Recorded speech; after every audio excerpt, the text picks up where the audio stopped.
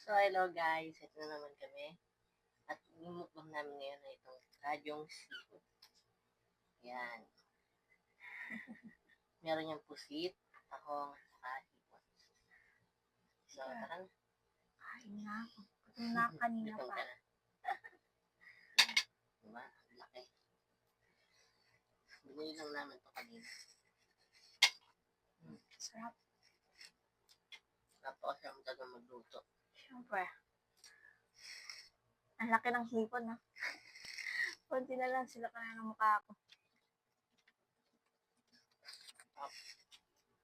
Kung sakto yung pagkakaluto niya. Kadyong na kadyong talaga.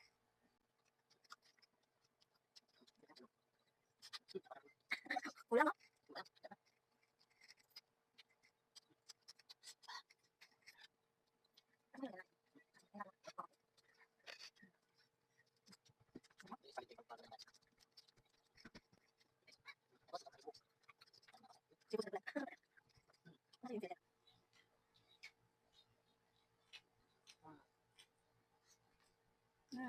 Sarap. Napakataba.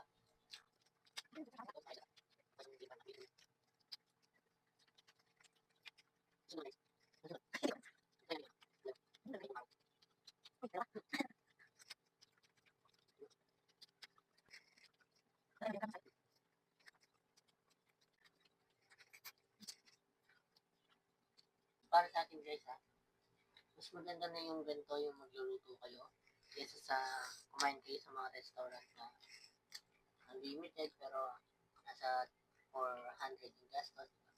Hindi na kayo magluto. Marami pa. Alam niyo ba guys, magkano ang nagastos namin dito?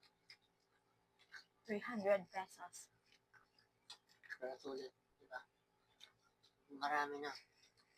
May tahong ka na, may pusit, may ano ka pa, Hipon. hipon. Hindi na makapagsalita sa sobrang sarap. Hindi so lalaki oh. Diba?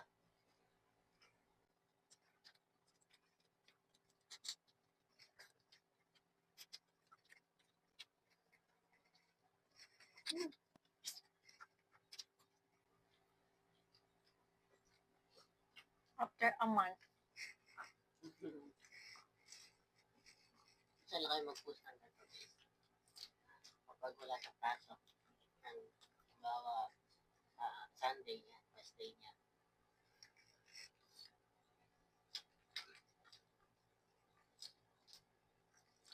Busy sa trabaho kahit palakad-lakad lang.